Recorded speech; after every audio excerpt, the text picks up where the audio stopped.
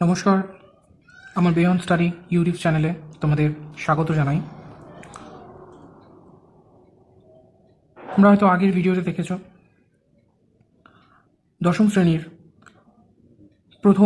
ইংরেজি প্রথম part father's help প্রথম পার্ট অথবা ইউনিট 1টা করানো হয়েছে। তোমরা যদি না দেখে থাকো কেউ প্রথম পার্টটা দেখে আসো, তারপর সেকেন্ড পার্টটা শুরু করো। আজকে আমরা ফাদার্স হেল্পের ইউনিট 2 নিয়ে আলোচনা করব। প্রথম পার্ট আমরা পড়েছিলাম, শেষ লাইনটা ছিল they say that even the headmaster is afraid of him. They say that even the headmaster is afraid of him, অর্থাৎ স্বামীর কথা অনুযায়ী হেডমাস্টারও স্বামীর টিচার যে ছিলেন স্যামুয়েল তাকে দেখে ভয় পেতেন। তারপর থেকে এখন ইউনিট 2টা শুরু করব। ইউনিট 2তে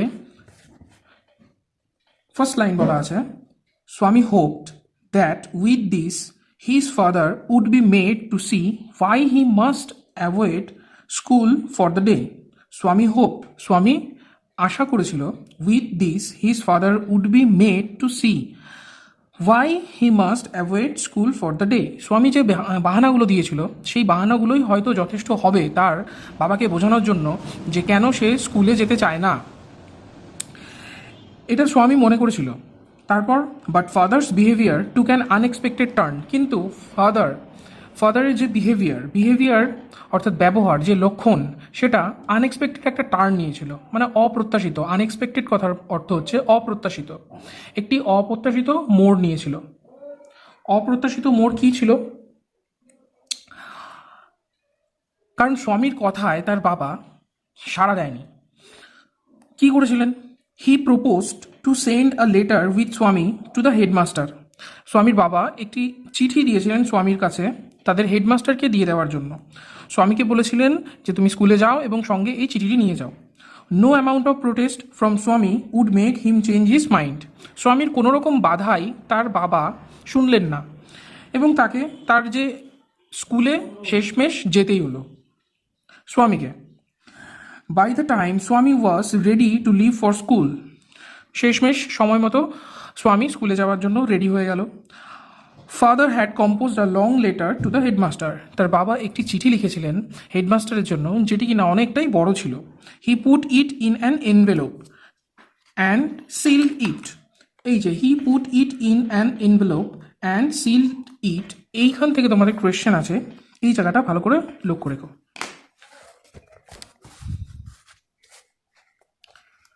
এরপর স্বামী জিজ্ঞেস করছে, what have you written father? তার বাবাকে জিজ্ঞেস করলো যে ফাদার তুমি এখানে কি লিখেছো, এই চিঠিটার মধ্যে কি লেখা আছে? স্বামী আস্কড অ্যাপ্রিহেন্সিভলি। দেখো প্রোনাউন্সিয়েশনগুলো ভালো করে খেয়াল করবে। অ্যাপ্রিহেন্সিভলি কথার মানে হচ্ছে দুশ্চিন্তাগ্রস্তভাবে, কারণ স্বামী এবার ভাবছে যে ওই লেটারটার মধ্যে কি না হয়তো লেখা আছে। এইটা ভেবে স্বামীর চিন্তা হলো, তাই স্বামী আস্কড অ্যাপ্রিহেন্সিভলি, চিন্তিতভাবেই সে জিজ্ঞেস করলো, nothing for you, give it to your headmaster and go to your class. স্বামীকে তার বাবা রিপ্লাই করলেন কি, নাথিং ফর ইউ, তোমার জন্য কিছু নয়, give it to your headmaster, এটা তোমার হেডমাস্টারকে দিও, and go to your class, এবং তুমি তোমার ক্লাসে চলে যেও। Have you written anything about our teacher Samuel? দেখো স্বামীর এখন এখানে সন্দেহ হচ্ছে যে হয়তো তার বাবা স্যামুয়েল সম্পর্কে কিছু লিখেছেন, তাই স্বামী জিজ্ঞেস করলো হ্যাভ ইউ রিটেন এনিথিং, তুমি কি স্যামুয়েল স্যারের সম্পর্কে কিছু লিখেছো? তার বাবা রিপ্লাই দিল কি, ইয়েস প্লেন্টি অফ থিংস। দেখো প্লেন্টি অফ থিংস কথার মানে হচ্ছে প্রচুর কিছু। প্লেন্টি অফ থিংস কথার মানে হচ্ছে প্রচুর কিছু। দেখো তোমাদের জন্য এখানে আমি কিছু ওয়ার্ড মিনিং লিখে দিয়েছি। ওয়ার্ড মিনিংগুলো তোমরা লিখে নিতে পারো অথবা তোমরা একটা স্ক্রিনশট নিয়ে রাখতে পারো। তার বাবা তাকে রিপ্লাই করলেন, ইয়েস প্লেন্টি অফ থিংস, হ্যাঁ অনেক কিছুই লিখেছি। What has he done father? এবার স্বামী তার বাবাকে জিজ্ঞেস করলো, what has he done father, সে কী করেছে? অর্থাৎ স্বামী তার বাবার কাছে জানতে চাইলো স্যামুয়েল স্যারের সম্পর্কে চিঠিটা লিখেছে, স্যামুয়েল কী করেছে? Everything is there in the letter, give it to your headmaster. এই লেটারের মধ্যে সব কিছুই আছে, এটা তুমি তোমার হেডমাস্টারকে দিও।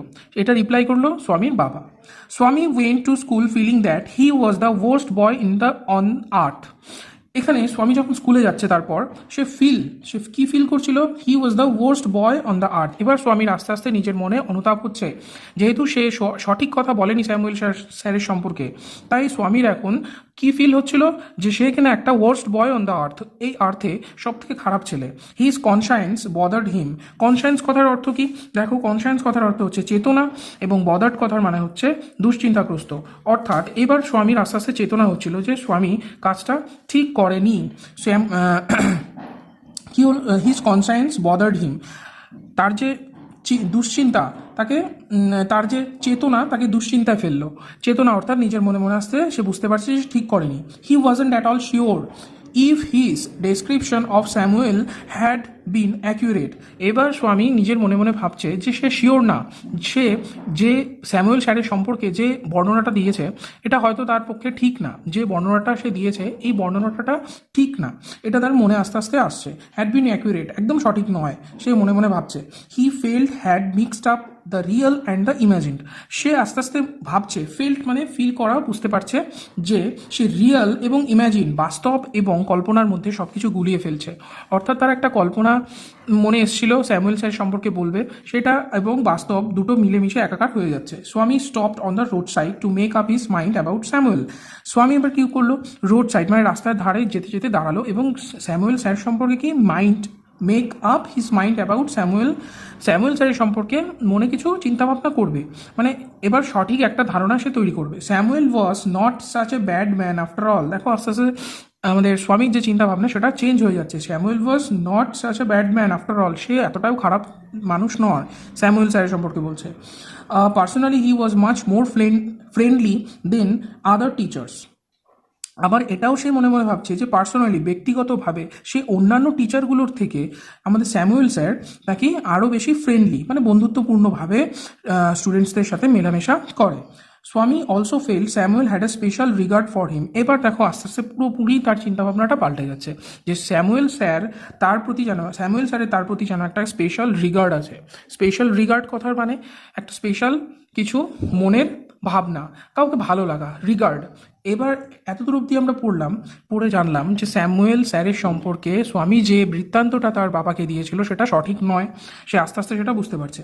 স্বামীর head was dizzy with confusion. স্বামীর হেড ওয়াজ ডিজি। ডিজি কথার মানে দেখো, ডিজি কথার মানে হচ্ছে মাথা ভো ভো করা, অর্থাৎ চিন্তায় টেনশনে তার মাথা ভো ভো করতে শুরু করলো। উইথ কনফিউশন, নানান রকম কনফিউশন তার মাথায় চলে আসছে, এই কনফিউশনে তার মাথা ডিজি হয়ে গেল। He could not decide if Samuel really deserve the allegations made against him in the letter. আমাদের স্বামী তো জানতো যে ওই লেটারের মধ্যে স্যামুয়েল স্যারের সম্পর্কে নানান রকম অ্যালিগেশনস করা হয়েছে। দেখো, অ্যালিগেশনস কথার মানে কি? অ্যালিগেশনস কথার মানে হচ্ছে নানান রকম দোষারোপ করা। অ্যালিগেশন কথার মানে হচ্ছে দোষারোপ করা, অভিযোগ করা। তাই যে চিঠিটা ছিল তার কাছে, সেই চিঠিটা কি সত্যি কি স্যামুয়েল স্যার ডিজার্ভ করে? ডিজার্ভ মানে অর্থাৎ ডিজার্ভ কথার অর্থ হলো সত্যি কি তাকে এই চিঠিটা দেওয়া যায়, এই অ্যালিগেশনসগুলো কি তার উপর লাগানো যায় যে তিনি ছাত্রদের বকাবকি করেন সব সময় এবং খুব রাগ করেন। এটা এখন সে মনে মনে ভাবছে। The more he thought of Samuel the more স্বামী গ্রিভড ফর হিম। যতই সে স্যামুয়েল স্যারের সম্পর্কে ভাবছে এবং ততই সে আস্তে আস্তে যন্ত্রণা পাচ্ছে। কেন যন্ত্রণা পাচ্ছে? কারণ সে মিথ্যে কথা বলেছে এবং কিছু কল্পনা সে বানিয়ে বলেছে। দেখো, গ্রিভড কথা মানে হলো যন্ত্রণা। তারপর to recall Samuel's dark face, সে আস্তে আস্তে মনে মনে স্যামুয়েল স্যারের যে ফেসটা ভাবতে শুরু করলো। হিজ থিন মাউস্ট্যাচ, অর্থাৎ পাতলা যে মাউস্ট্যাচ কথার মানে হচ্ছে গোঁফদাড়ি। আনশেভেন চিক কথার মানে হচ্ছে, চিক কথার অর্থ হলো গাল, এবং আনশেভেন মানে হচ্ছে দাড়ি না কামানো, অর্থাৎ তার চিকে অর্থাৎ গালে খোঁচা খোঁচা দাড়ি রয়েছে। অ্যান্ড ইয়েলো কোট ফিল্ড, এবং একটি হলুদ রঙের কোট তিনি পরে আছেন। স্বামীনাথন উইথ সরো, এই সমস্ত চিন্তাভাবনাগুলো করতে করতে স্বামীনাথন দুঃখে তার মনটা ভরে গেল। ফিল্ড স্বামীনাথন উইথ সরো, এই যে স্যারের কথা ভাবতে ভাবতে তার মনের ভেতরে সরোয় ভরে গেল। এবার দেখো, ওয়ার্ড নেক্সটে অ্যাপ্রিহেন্সিভলি কথার মানে দেওয়া আছে, ডিজি কথার মানে দেওয়া আছে।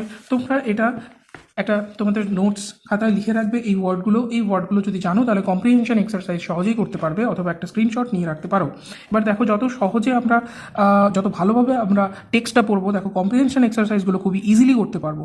4 নম্বর কম্প্রিহেনশন এক্সারসাইজটা কী হবে তোমরা বাড়িতে করবে, আমি বলে দিচ্ছি কেমন কী হতে পারবে। তোমরাই এখন অ্যান্সার করতে পারবে। দেখো, father decided to send the headmaster father কি ডিসাইড করেছিল, হেডমাস্টারকে কি সেন্ড করবে, কি পাঠাবে, টেলিগ্রাম, নোটিশ, লেটার না রিপোর্ট? একদমই লেটার।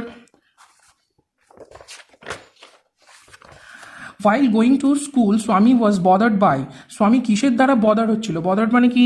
বদার্ড কথার মানে হচ্ছে, আবার বলছি, বদার্ড কথার মানে হচ্ছে দুশ্চিন্তাগ্রস্ত। বদার্ড কথার মানে দুশ্চিন্তাগ্রস্ত, এবং কনসায়েন্স কথার মানে হচ্ছে চেতনা। তাহলে চেতনার জন্য সে দুশ্চিন্তাগ্রস্ত হচ্ছিল। তাহলে অ্যান্সার কোনটা হবে? কনসায়েন্স। অ্যান্সার হবে conscience. The colour of Samuel's coat, Samuel স্যারের কোটের কালার কি ছিল? একটু আগেই পড়েছি, yellow. Okay, thank you. Next 5 and 6 next পার্টে পেয়ে যাবে। তোমাদের যদি ভিডিওটি ভালো লেগে থাকে তাহলে লাইক, শেয়ার এবং কমেন্ট করতে ভুলো না। Thank you students. জানাই তোমাদের আমার ইউটিউব চ্যানেল বিয়ন্ড স্টাডিতে আমরা লাস্ট যে ভিডিওটি দেখলাম সেখানে আমরা কম্প্রিহেনশন এক্সারসাইজের 4 অবধি করেছিলাম।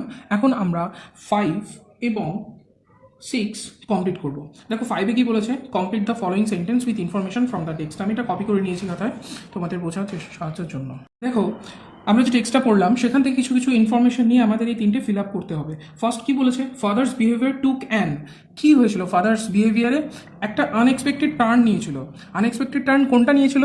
তার ফাদার তাকে একটি লেটার দিয়েছিল স্যামুয়েল স্যারের সম্পর্কে লিখে হেডমাস্টারকে দেওয়ার জন্য, সেটাকেই বলছে আনএক্সপেক্টেড টার্ন। আশা করি তোমাদের মনে থাকবে।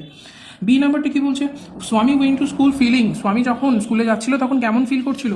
স্বামী যখন স্কুলে যাচ্ছিল তখন কেমন ফিল করছিল? তোমাকে বলেছিলাম যে সে কিনা এই পৃথিবীর সব থেকে ওয়ার্স্ট বয়। তাহলে feeling that he was the worst boy on earth. আশা করি বুঝতে পারছো। সি নাম্বারটা কি বলেছে? Swami stopped on the road side to, Swami road side রাস্তার পাশে কেন থেমে গিয়েছিল? Swami stopped on the road side to make up his mind about Samuel sir সম্পর্কে একটা স্পষ্ট ধারণা তৈরি করার জন্য সে রাস্তার পাশে দাঁড়িয়েছিল। এক্সারসাইজ 5টা কমপ্লিট হয়ে গেল। এক্সারসাইজ 6 কোয়েশ্চেন অ্যান্সার লেখার দেখো একটা টেকনিক হলো, যেটা কোয়েশ্চেন থেকে সবসময় অ্যান্সার করার চেষ্টা করবে, সেটা আমি সবাইকেই বলি। এ নাম্বার যে কোয়েশ্চেনটা দেখো কি বলা আছে, wire did father put the letter. আমরা এখান থেকে স্টার্ট করবো। মনে করে দেখো, কম্প্রিহেনশন যখন আমরা টেক্সট পড়ছিলাম যে ফাদার লেটারটা কোথায় রেখেছিল? একটা এনভেলপের মধ্যে রেখে দিয়ে সেটাকে সিল করে দিয়েছিল। তাহলে এখন where did father put the letter, কোথা থেকে স্টার্ট করব? এখান থেকে। ফাদার পুট দ্য লেটার, দেখো কোশ্চেন থেকে অ্যান্সার লেখা কত সহজ হয়ে যায়। Father put the letter in an envelope and seal it, এটা তোমাদের টেক্সটেই আছে, পেয়ে যাবে। সেটিকে একটি এনভেলপে রাখলো। এনভেলপ কথার অর্থ হচ্ছে খাম, এনভেলপ কথার অর্থ খাম, এবং সেটিকে দিয়ে খামটির ভেতরে রেখে সেটাকে সিল করে দিল, মুখটা বন্ধ করে দিল। কোশ্চেন বি, হোয়াট ডিড স্বামী fail to decide about Samuel? স্বামী কি ডিসাইড করতে ব্যর্থ হচ্ছিল স্যামুয়েল স্যারের সম্পর্কে কি ডিসাইড করতে সে ব্যর্থ হচ্ছিল? তোমরা যদি টেক্সটটা পড়ে থাকো তাহলে নিশ্চয়ই এটা অ্যান্সার করতে পারবে। আমি খুব সহজে অ্যান্সার লিখে দিচ্ছি। দেখো, স্বামী ফেল টু ডিসাইড, দেখো এখানেও আমি এই কোয়েশ্চেন থেকে অ্যান্সার শুরু করেছি। স্বামী ফেলটা হয়ে যাবে ফেইল, যখনই আমরা কোয়েশ্চেন অ্যান্সার লিখবো তখন সেটা পাস্ট টেন্সে হয়ে যায় ভার্বটা, তাই ফেলটা হয়ে গেল ফেইলড। স্বামী fail to decide if Samuel really deserve the allegation, অর্থাৎ যে অ্যালিগেশন তার বাবা চিঠিতে লিখেছিলেন সেটা হয়তো স্বামী মনে মনে ভাবছিল যে স্যামুয়েল স্যারের সম্পর্কে অ্যালিগেশন লেখা আছে, কিন্তু সেটা আদৌ কী লেখা ছিল সেটা কেউ জানে না। কিন্তু স্বামী ভাবছিল যে ওটার মধ্যে কিছু অ্যালিগেশনস লেখা রয়েছে, সেই অ্যালিগেশন অর্থাৎ দোষারোপ কি স্যামুয়েল স্যারকে করা উচিত, সে কি ডিজার্ভ করে, তার কি সেটা প্রাপ্য, এটাই ছিল তার ডিসাইড করতে পারছিল না, এটাই সে মনে মনে সে ডিসাইড করতে পারছিল না, তাই বলছে Swami fail to decide. Then C number question অ্যান্সারটা কি বলছে? হাউ ডিড স্যামুয়েল লুক, একদম লাস্ট পার্টে আমরা পড়েছিলাম যে স্যামুয়েল স্যার দেখতে কেমন ছিলেন। Samuel had dark face, thin moustache, unshaven cheek and wore a yellow coat. এইরকম আমাদের স্যামুয়েল স্যারকে দেখতে লাগছিল যখন স্বামী মনে মনে ভাবছিল স্যামুয়েল স্যারের সম্পর্কে। দেখবে লাস্ট পোর্শনটা লেখা আছে। ওকে, থ্যাংক ইউ। নেক্সট ইউনিট 3টা খুবই শীঘ্রই আসছে। তোমরা চ্যানেলটি সাবস্ক্রাইব করে বেল আইকনটি ক্লিক করে সাথে থেকো। Thank you.